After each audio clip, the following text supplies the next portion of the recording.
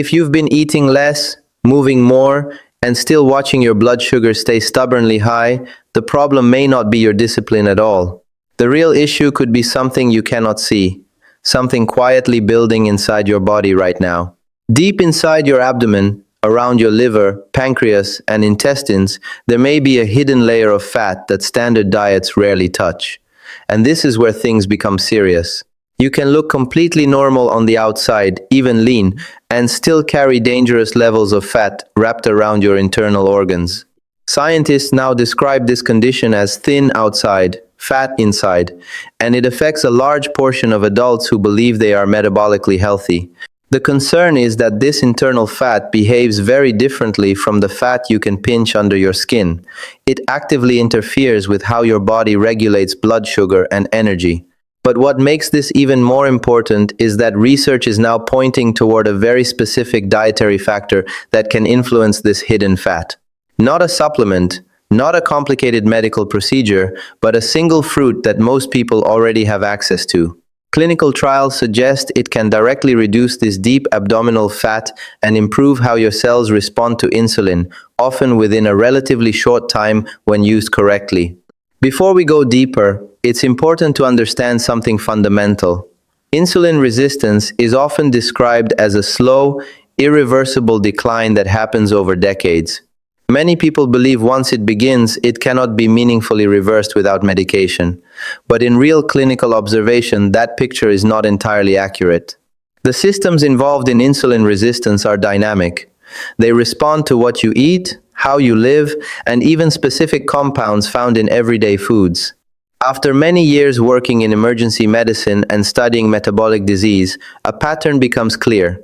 Some patients with similar lifestyles develop severe metabolic dysfunction, while others remain relatively stable. This difference is not always about calories or exercise. It often comes down to how efficiently the body regulates fat inside the liver and fat cells, a process that can either stay switched on or become blocked. Inside your cells, there is a regulatory system that controls whether fat is burned or stored. When this system is working properly, your body can use stored fat as energy. When it is disrupted, fat begins to accumulate in places it should not, especially around internal organs. Many people unknowingly live in a state where this system is suppressed every day through diet and lifestyle. What is fascinating is that certain natural compounds can influence this system, and one particular fruit contains a combination of these compounds in a form that the body can absorb and use efficiently. This is where the conversation shifts from general nutrition advice to something much more specific and biologically targeted. To understand why this matters, we first need to understand the difference between the two types of fat in the body. Most people are familiar with subcutaneous fat, the soft layer under the skin that you can pinch at your waist. This type of fat is relatively passive. It stores excess energy but does not strongly interfere with organ function. Visceral fat, however, is very different. Imagine your abdominal cavity as a tightly packed control room where every organ has a specific role. Now imagine that space slowly filling with a thick, expanding material that begins to press on everything inside. At first, the system continues to function. But over time, that pressure begins to interfere with how those organs communicate and operate. This internal fat is not just storage. It is biologically active. It releases inflammatory signals directly into the bloodstream that flows straight to the liver. The liver, constantly exposed to these signals, begins to misinterpret normal hormonal messages. One of the earliest consequences is a reduced response to insulin, which is one of the key starting points of metabolic dysfunction. This is where things begin to connect. The fruit we are about to discuss is not being suggested as a miracle solution, but as a food with measurable effects on this specific biological pathway. In controlled research settings, it has shown an ability to influence visceral fat levels and improve metabolic markers when consumed consistently over time. One of the most studied examples comes from research where adults with excess abdominal fat were given this fruit daily for several weeks. Using advanced imaging methods that go beyond simple weight measurement, researchers observed a reduction specifically in visceral fat, not just general body weight changes. This distinction is important because it shows the effect is happening at the internal organ level, not just on the surface. The key question is, what is driving this effect inside the body? The answer lies in how the compounds in this fruit interact with fat metabolism, gut bacteria, and inflammation pathways. These interactions are not isolated, they work together in a coordinated way that influences how your body handles energy. To understand this properly, we need to break down the biological mechanisms involved, starting with how certain fats in this fruit can signal your cells to increase fat burning activity, especially in areas where fat has become metabolically harmful. And that is exactly where we will continue in the next part, as we go deeper into how these mechanisms actually switch the body from storing fat to burning it again, and why this particular fruit plays such a unique role in that process.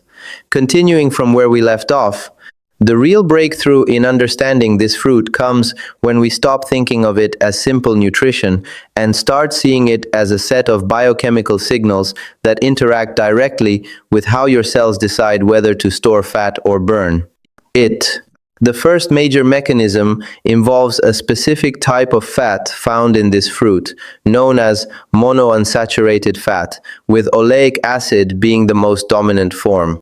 Inside the body, oleic acid does something that most dietary fats do not. It doesn't just provide energy. It actively communicates with the genetic switches inside your fat cells and liver cells that control metabolism. These switches are regulated by a receptor known as PPAR alpha. This receptor acts like a master control system for fat burning. When it is activated, your body begins to shift away from storing fat and toward breaking it down for fuel. This is especially important in the context of visceral fat because this is the type of fat that becomes metabolically active and harmful when it accumulates around internal organs. In most modern diets, this fat-burning switch is only weakly stimulated. However, the oleic acid in this fruit provides a consistent and reliable signal that helps activate this pathway.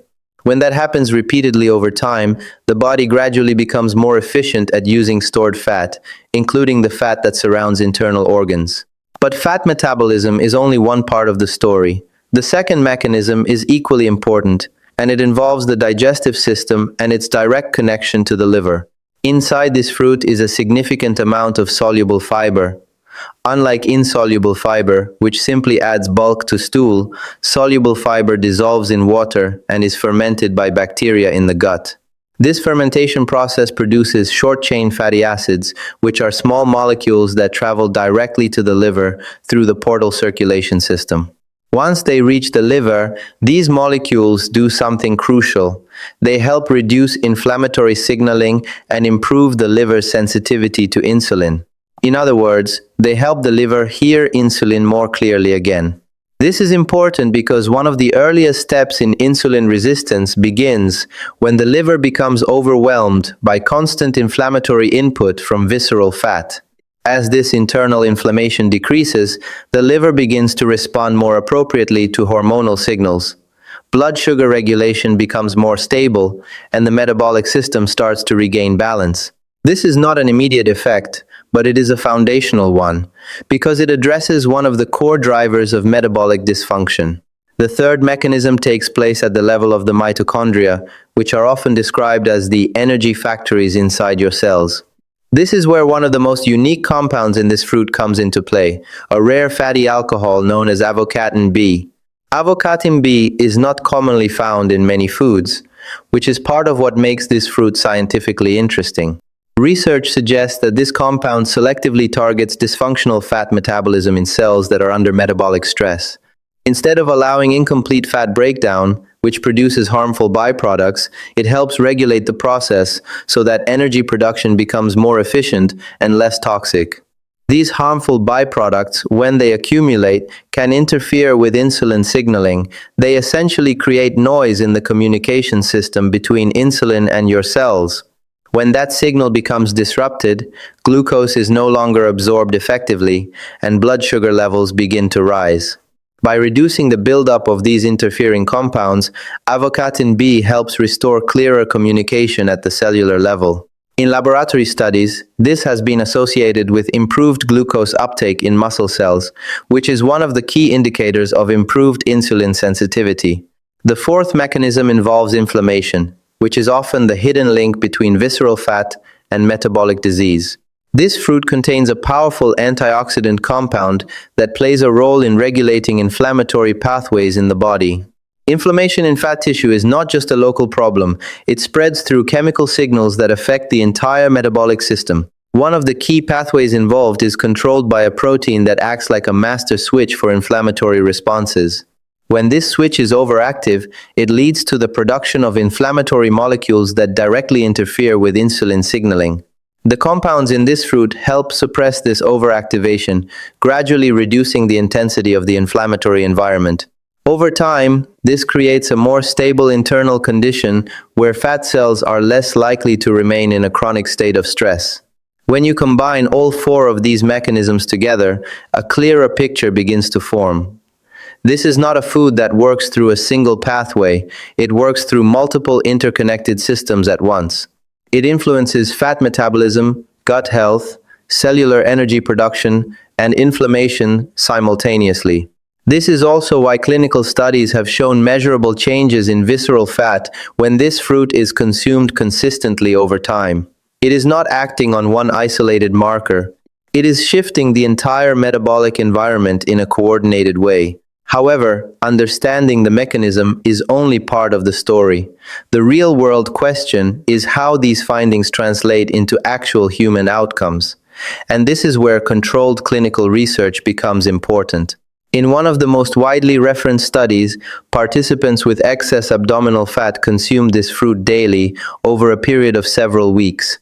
Their results were measured using advanced imaging techniques that specifically distinguish between different types of body fat. This is important because standard scales cannot differentiate between visceral fat and other types of weight change. What researchers observed was a reduction in visceral fat accumulation in the group consuming the fruit regularly, while the control group showed no significant change.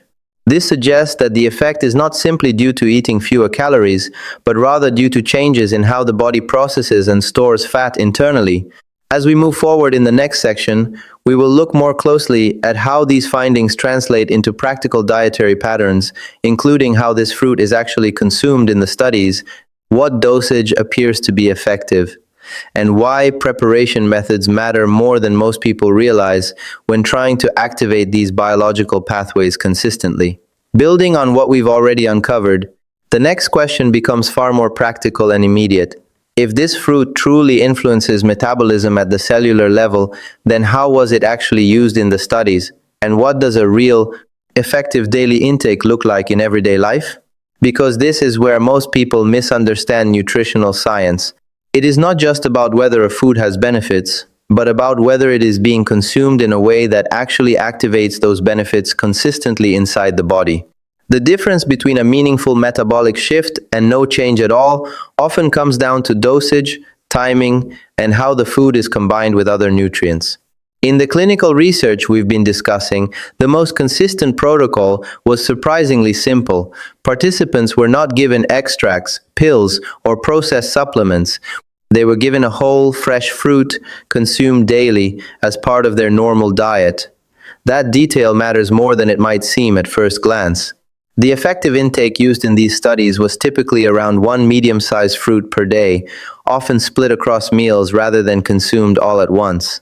This approach helps maintain a more stable metabolic response throughout the day rather than creating a single short-lived spike in nutrient availability. When we translate this into real-life application, it becomes clear that consistency is more important than complexity. The body responds to repeated signals. One serving occasionally will not meaningfully influence visceral fat metabolism, but a steady daily intake begins to reinforce the biochemical pathways that were activated in the research. Another critical factor is timing. In practical terms, this fruit tends to work best when consumed alongside meals that contain carbohydrates. This is because one of its key effects is slowing down the post-meal rise in blood sugar.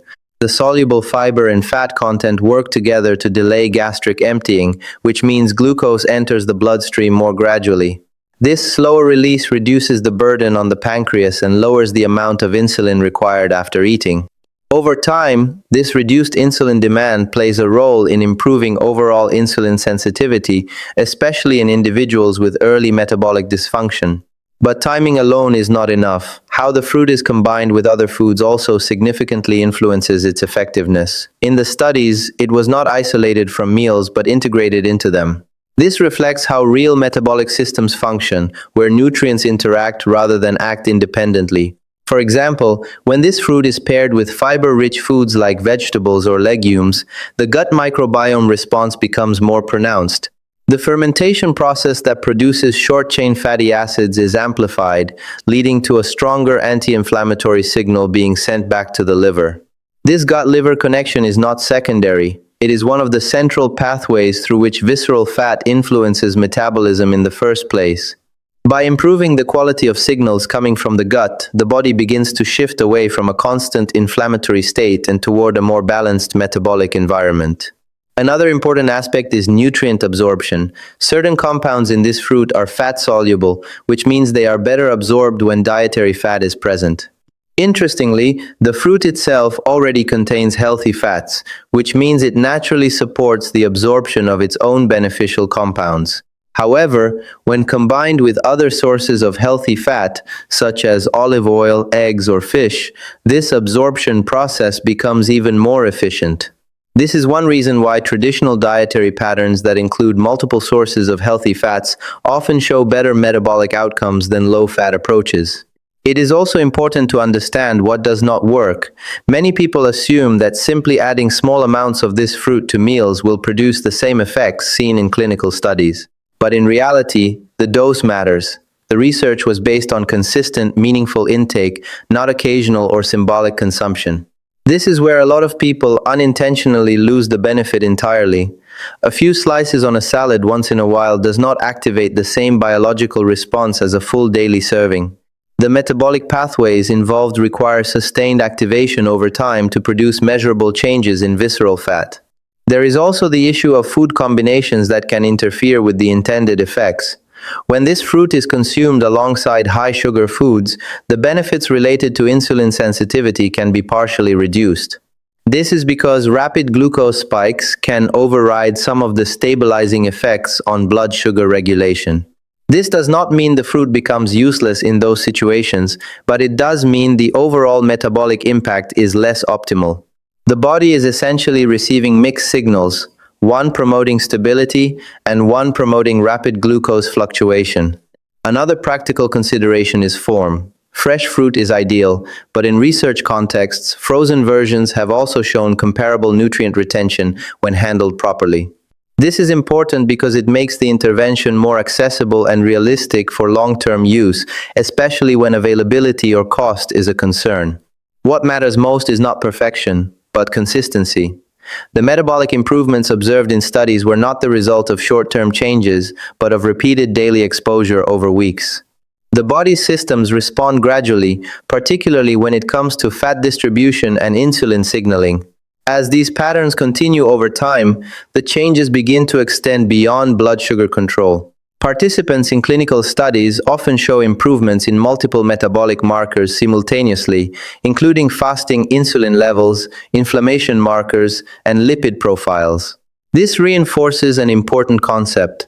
Visceral fat is not an isolated problem. It is part of a wider metabolic network.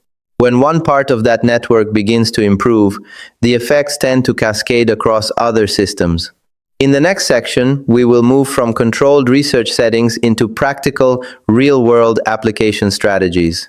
This includes how to structure daily intake for maximum metabolic response, common mistakes that quietly reduce effectiveness, and the specific habits that determine whether these biological changes actually take hold over time. Continuing from the practical application, the next step is where most people either start to see real metabolic change or unknowingly cancel out the benefits entirely. Because once you understand how this fruit works inside the body, the focus shifts from theory to execution, and execution is where results are either built or lost. To make this effective in real life, it helps to think in terms of systems rather than single foods. The body does not respond to isolated ingredients in a vacuum. It responds to patterns repeated consistently over time. That means the way this fruit is prepared, combined, and timed can significantly influence whether its biological effects actually take hold.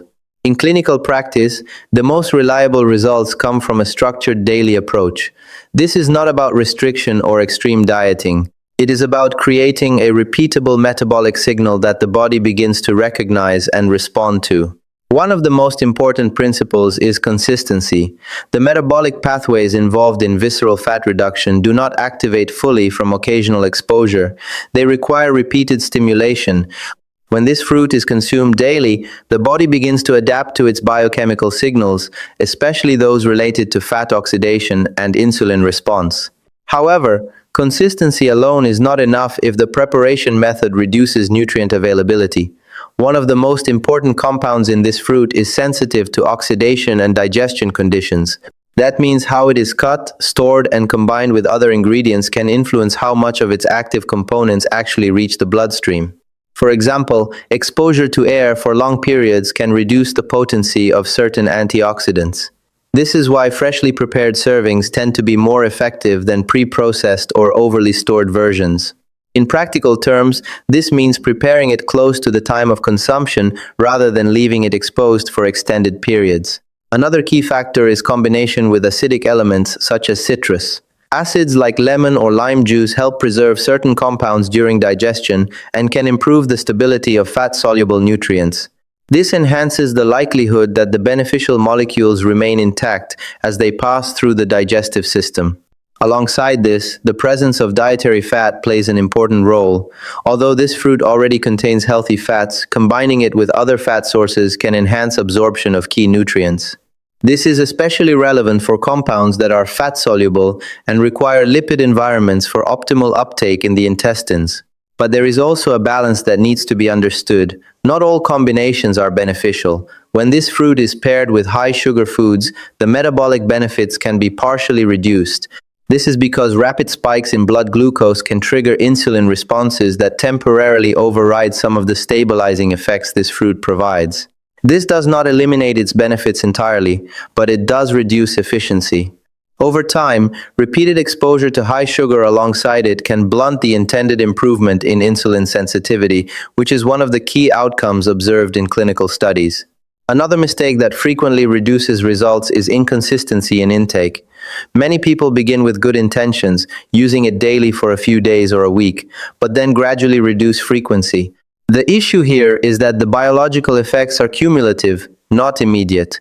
Gut bacteria changes, for example, begin within days, but they only stabilize when there is continuous dietary support.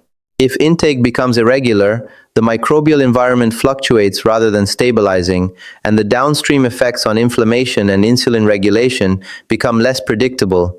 The same applies to visceral fat metabolism. The body does not shift fat storage patterns based on short bursts of dietary change.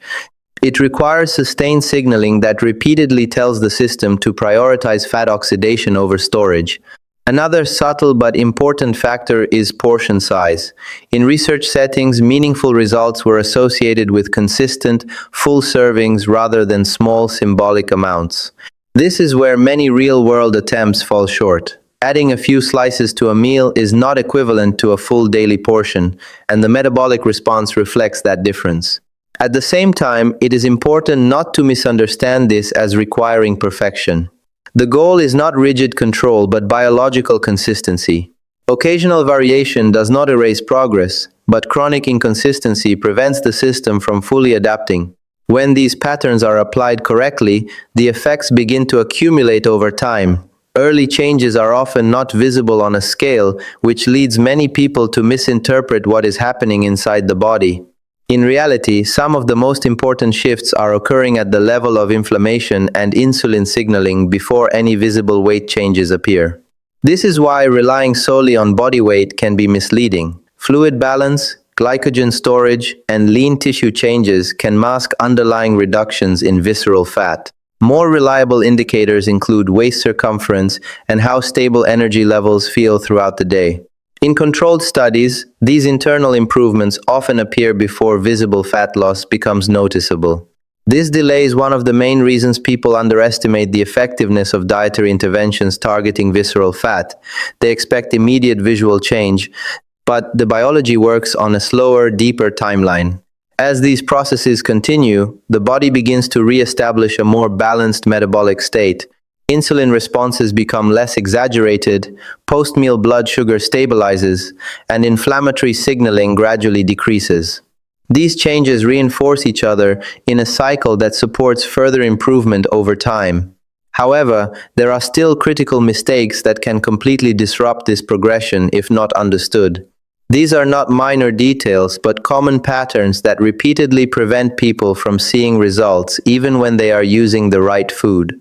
In the next and final section, we will break down these specific mistakes, explain why they block progress at a biological level, and then bring everything together into a clear understanding of how sustained visceral fat reduction actually happens in real-world conditions.